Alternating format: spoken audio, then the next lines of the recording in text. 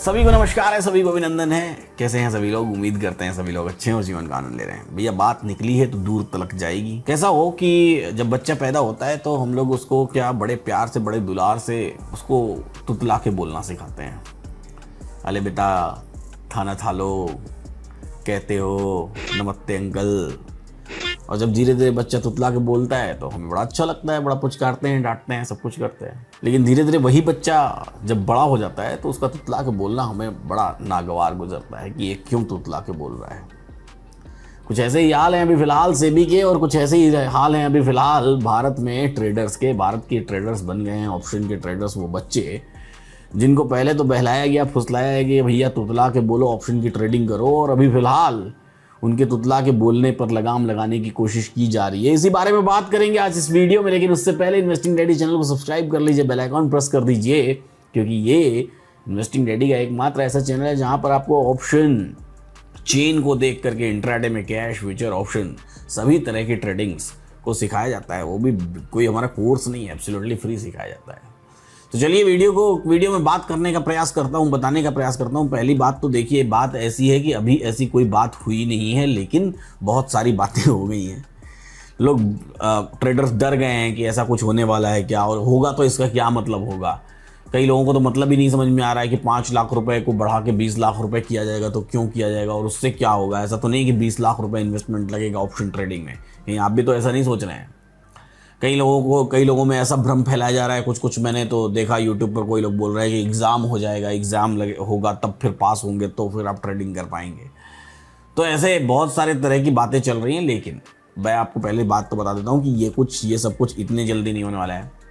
पहली बात तो जो ये बुच मैडम हैं, इनका काम करने का तरीका ये ऐसा है कि ये पहले पब्लिक कंसल्टेंसी ज़रूर लेती हैं। यानी कि अगर कोई बात चली है, कुछ ऐसा रिकमेंडेशन दिया गया है किसी कमेटी के द्वारा, तो सबसे पहले पब्लिक के लिए कंसल्टेशन पेपर आएगा। और जब कंसल्टेशन पेपर आएगा तो उसमें आप भी अपनी राय रख सकते हैं। आप भी अपनी राय रख सकते हैं कि क्या होना चाहिए, और फिर उसके अकॉर्डिंग कोई नया नियम बनेगा। तो ऐसे कोई निश्चिंत रहिए, ऐसा कोई अभी आने वाले महीने, 2 महीने, 15 दिन में तो नहीं होने वाला है कि ऐसा हो गया कि एकदम से बहुत सारे रूल्स रेगुलेशंस आपके ऊपर थोप दिए गए। लेकिन सवाल यहाँ पर उठता है कि पहला सवाल कि आखिर ये 5 लाख रुपए और ये 25 लाख रुपए, 30 लाख रुपए का चक्कर क्या है।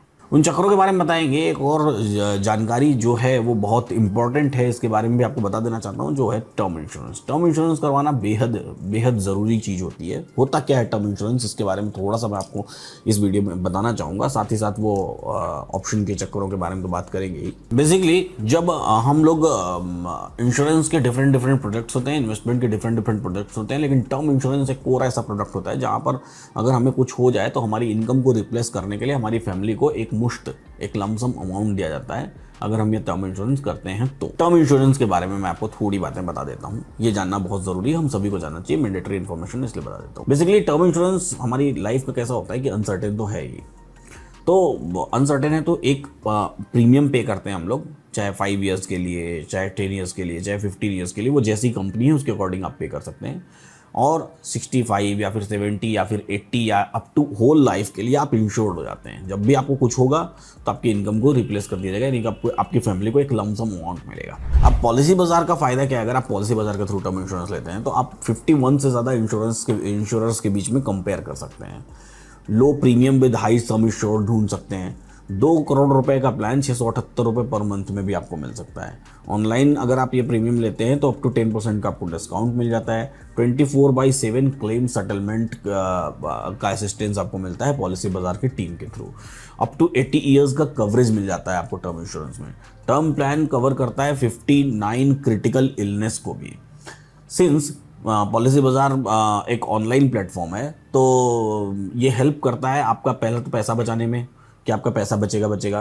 दूसरा चीज़, पॉलिसी बाजार पर प्रीमियम जो होता है लोअर देन जब आप कोई रेगुलर किसी एजेंट से टर्म इंश्योरेंस लेंगे तो उसके कंपैरिजन में हमेशा लोअर रहेगा।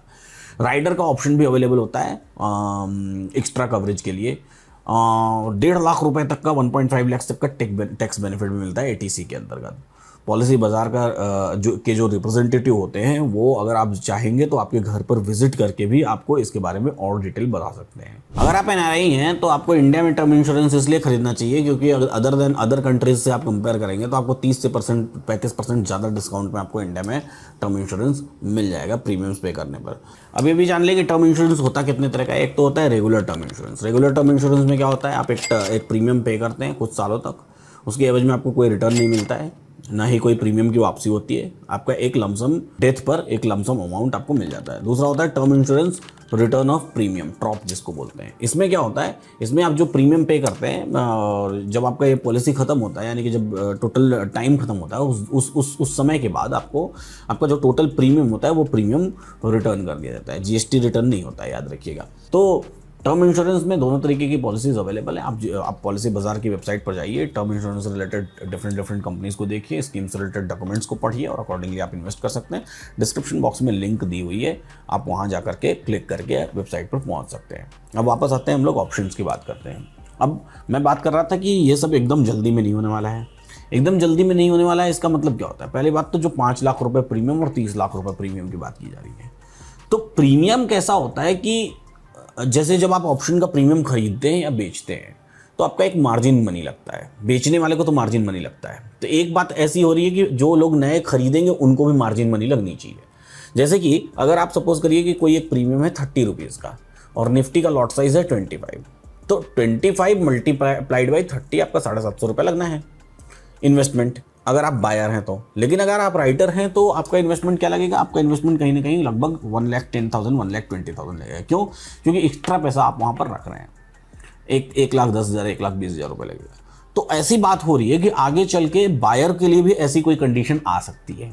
चलिए, अभी तो बात हो रही है, सिर्फ कंसल्टेशन पेपर आएगा तो आप अपनी राय लिख के सेबी को जरूर भेजिएगा कि नहीं ऐसा करेंगे तो फिर बायर्स कैसे सर्वाइव करेंगे। बात हो रही है कि 90% 95% बायर्स बाजार में पैसा गंवा रहे हैं, ऑप्शन के बायर्स, ऑप्शन के ट्रेडर्स। तो भाई देखिए, किसी भी बिजनेस में, किसी भी व्यापार में 100% लोग सक्सेसफुल नहीं होते हैं। 90-95% लोग एवरेज ही होते हैं या एवरेज से नीचे होते हैं। आप ऐसे ही देख लीजिए, सेबी या नेशनल स्टॉक एक्सचेंज में जो एम्प्लॉयज़ बैठे हुए जो काम कर रहे हैं, जो टॉप पोजीशंस पे हैं, उनके बीच में रेशियो देखिए। नेशनल स्टॉक एक्सचेंज में जो नॉर्मल पोजीशन पे एम्प्लॉयज़ हैं वर्सेस द टॉप पोजीशन पे 1% लोग ही होंगे, तो 99% इसका मतलब फेल तो नहीं है। दूसरी चीज़ की, जिसको गवर्नमेंट जॉब मिलती है, जो लोग गवर्नमेंट जॉब की प्रिपरेशन करते हैं, 90-95% लोग फेल हो जाते हैं, नहीं मिलती उनको गवर्नमेंट जॉब, एक ही 2% 5% को मिलती है। ऐसे ही किसी पर्टिकुलर IIT IIM इन सब की प्रिपरेशंस करने वालों की बात कर लें, व्यापार करने वालों की बात कर लीजिए, इंडिया में कितने करोड़पति हैं? 1% भी नहीं है। 1% करोड़पति होते तो फिर क्यों, है ना? तो ये बात भी कहना कि चाहे दुनिया का कोई सा भी काम हो, 90-95% लोग बॉटम लेवल पर ही होते हैं, 1-2% लोग ही टॉप लेवल पर जाते हैं। तो ये भी, यहाँ से भी, इस एंगल से भी सोचना गलत है ऑप्शन में। हाँ, एक बात जो की जा रही है, वो एक बात जो बहुत ज़रूरी है, वो है सरप्लस फंड। हमेशा ये नियम ज़रूर रहे हैं और हमेशा ये बातें हम करते हैं कि सरप्लस फंड का होना ज़रूरी है। ट्रेडिंग अगर आप करने जा रहे हैं, आप इन्वेस्टमेंट करने जा रहे हैं, तो आपको रिस्क आपका पता होना चाहिए और सरप्लस फंड होना चाहिए। सेबी का कंसर्न इसी बात पर है और ये कंसर्न होना भी चाहिए, क्योंकि होता क्या है मार्केट में, होता ये है बाजार में कि लोग जो है कि खुद इतने लालची होते हैं, इन्वेस्टर्स खुद ही इतने लालची होते हैं कि वो एफएनओ में बिना सोचे समझे, कोई इन्फ्लुएंसर बोल दिया कि 0 to हीरो है तो कूद पड़े, कोई इन्फ्लुएंसर बोल दिया कि ये 25 रुपये का प्रीमियम ले लो, 5,000 रुपये हो जाएगा ये, तो कूद पड़े, बिना सोचे समझे, बिना जाने समझे कि वो आखिर ऑप्शन की ट्रेडिंग बनी किस लिए है, उस ऑप्शन में कूद पड़ते हैं, उस डेरिवेटिव्स की ट्रेडिंग में कूद पड़ते हैं। और ये सबसे खतरनाक चीज़ होती है। अब हुआ क्या, ये पूरा का पूरा मैनेजमेंट हुआ कैसे, समझने की कोशिश करिएगा। सबसे पहले तो ऑप्शन को इंट्रोड्यूस किया गया, अमेरिकन ऑप्शन इंडिया में इंट्रोड्यूस हुआ था, उसके बाद यूरोपियन ऑप्शन आया। तो यूरोपियन ऑप्शन आया, ठीक है, धीरे धीरे 2015-16 तक 17 तक ऑप्शंस की ट्रेडिंग उतना ज़्यादा पॉपुलर नहीं थी, कम लोग करते थे और कम लोग जानते थे। मैं खुद पर्सनली जानता हूँ कि 2017 तक तो इतनी ज़्यादा पॉपुलर नहीं थी ऑप्शन की ट्रेडिंग।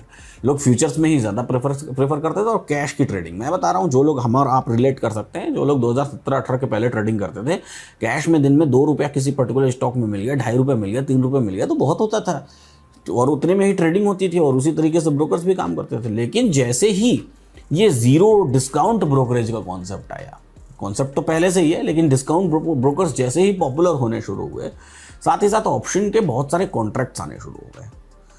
पहले तो जो मंथली एक्सपायरी हुआ करती थी निफ्टी की पहले बैंक निफ्टी आई, बैंक निफ्टी बाद निफ्टी आई, तो इन दोनों की मंथली एक्सपायरी हुआ करती थी। पहले मंथली एक्सपायरी को वीकली एक्सपायरी में कन्वर्ट किया गया। उसके बाद डिफरेंट इंडेक्स आने शुरू हो गए। उसके बाद अब की स्थिति, करंट स्थिति ऐसी है कि हफ्ते में है 5 दिन और एक्सपायरी होती है 6 एक्सपायरी। निफ्टी हो गई, बैंक निफ्टी हो गई, फिन निफ्टी हो गई, मिड गैप निफ्टी हो गई, बैंक एक्स हो गया और सेंसेक्स हो गया। तो टोटल 6 एक्सपायरीज हो गई। मंडे को 2 होती है, बाकी 5 दिन एक होती है, 4 दिन एक होती है। अब इसमें समस्या क्या है? अब इन 5 की 5, 6 की 6 एक्सपायरीज को आप देखेंगे तो 6 की 6 एक्सपायरीज का काम क्या है? 6 की 6 एक्सपायरीज का काम है ट्रेडर्स को प्रोवोक करना, जो डेरिवेटिव का ट्रेडर्स है।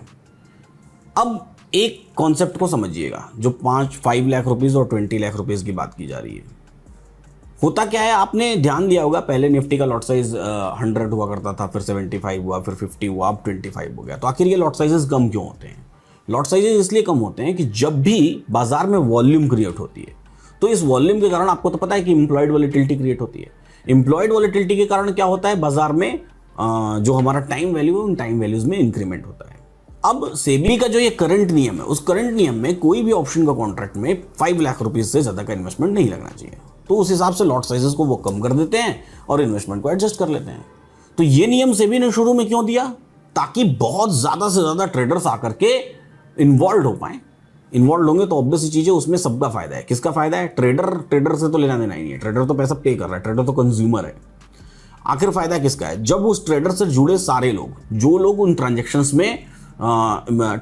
के एग्जीक्यूशन में होते हैं, कौन कौन होता है? क्लियरिंग डिपार्टमेंट होता है, एक्सचेंज होता है, ब्रोकर होता है, साथ ही साथ securities and exchange board of India भी होता है। सभी के पास उनके अपने अपने कट्स जाते हैं जब भी ट्रेडर ट्रेड करता है।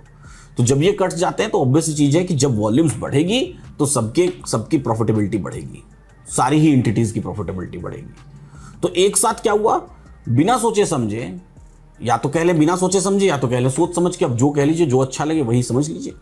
बिना सोचे समझे या बहुत सोच समझ के, प्लान्ड तरीके से पहले तो इसको एग्जीक्यूट किया गया, ढेर सारे ट्रेडर्स को बाजार में लेके आया गया, खूब सारी वॉल्यूम्स बढ़ाई गई और धुआंधार ट्रेडर्स का लॉस हुआ। ऑब्वियसली होना था, जब इतना प्रमोट किया जाएगा इतने हाईली रिस्की प्रोडक्ट को, तो ऑब्वियसली लॉसेस तो होना ही होना है।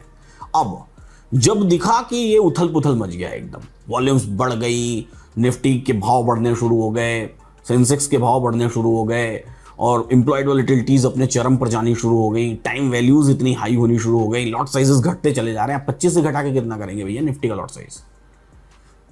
25 से घटा तो सकते नहीं ना, 25 से घटाएंगे तो 10 करेंगे निफ्टी का लॉट साइज, ऐसा तो हो नहीं सकता। तो फिर क्या करना पड़ेगा? ऑब्वियसली उस लिमिटेशन को बढ़ाना पड़ेगा। किस लिमिटेशन को? जो लिमिटेशन आपकी है 5 लाख वाली। जब वो 5 लाख वाली लिमिटेशन बढ़ेगी, 20 लाख पे जाएगी, तो जाके आपका फिर से चीजें मैनेज हो पाएंगी, कंट्रोल हो पाएंगी।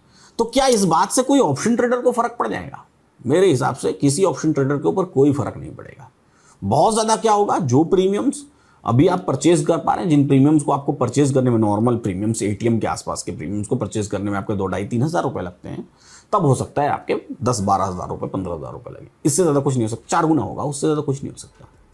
तो इतना रोना रोहट मचाने का, इतना शोर शराबा मचाने का भी इसका कोई लेना देना नहीं है कि एकदम से बंद हो जाएगी ऑप्शन की ट्रेडिंग, एकदम से बैन हो जाएगी ऑप्शन। इस तरह के जितने फालतू वीडियोस, जितने वीडियोस मुझे दिखाई दे रहे हैं, चाहे मैं किसी भी तरह के सोशल मीडिया प्लेटफॉर्म्स पे देख लूँ, तो पहली बात तो जितनी हाहाकारी में ये वीडियोस दिखाए जा रहे हैं, पहले तो वो किसी काम के नहीं है। इतनी हाहाकारी में कुछ नहीं होने वाला है, कंसल्टेशन पेपर आएगा तब होगा। दूसरी चीज़ कि इतना हाहाकार भी नहीं मचने वाला है कि एकदम से ट्रेडिंग ही बंद हो जाएगी। क्योंकि ट्रेडिंग बंद हो जाएगी तो इतनी सारी एंटिटीज़ जो हैं, जो इनके पीछे लगी हुई हैं, इतने बड़े बड़े डिस्काउंट ब्रोकर्स हैं जो काम कर रहे हैं, अच्छा काम कर रहे हैं।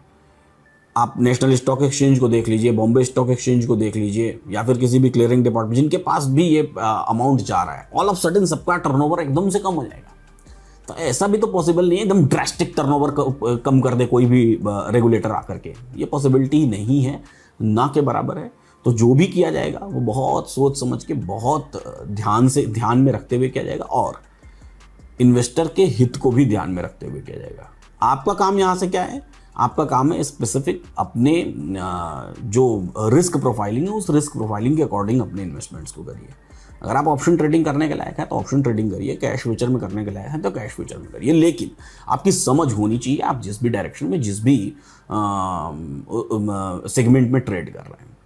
तो उसी नज़रिए से आप खबरों को भी पढ़ा करिए और उसी डिटेल्ड तरीके से आप खबरों को भी पढ़ा करिए और उसी नज़रिए से आप बाजार को भी समझने की कोशिश करिए। डिस्क्रिप्शन बॉक्स में आपको पॉलिसी बाजार की लिंक दी हुई है जहाँ पर जाकर के आप टर्म इंश्योरेंस के बारे में सीख सकते हैं। डैडीज इंटरनेशनल स्कूल एक ऐसा स्कूल है जो क्लास 6 से स्ट्रक्चर्ड फाइनेंशियल एजुकेशन देता है। और तो आप चाहें तो हॉस्टल में अभी भी कुछ सीट्स अवेलेबल हैं। www.daddiesinternationalschool.com की वेबसाइट पर जा सकते हैं और वहाँ पर आप विजिट करके अपने बच्चे का एडमिशन इंश्योर कर सकते हैं। तो फिलहाल इस वीडियो में इतना ही। वीडियो को लाइक करना बिल्कुल मत भूलें और अपने वैल्यूएबल कमेंट्स, आज मैं कमेंट्स में आपसे डिस्कशन करना चाहता हूँ, आप अपने वैल्यूएबल कमेंट्स लिखिए। इसमें हम डिस्कशन करेंगे कि आप जब पहली बार ऐसी खबरों को देखते हैं तो क्या सोचते हैं, और पहली बार इस तरह की वीडियोस को देखते हैं तो क्या सोचते हैं, और जिस इत्मीनान से मैंने आपको इस वीडियो में सारी चीज़ें समझाई हैं, अब आपका सोच कहाँ तक बदल पाया, तो ये आप मुझे कमेंट बॉक्स में ज़रूर बताएंगे। फिलहाल आज के लिए इतना ही। ऐसे ही सीखते रहिए, मुस्कुराते रहिए और जीवन का आनंद लेते रहिए। फिर मिलेंगे हम लोग अगली वीडियो में।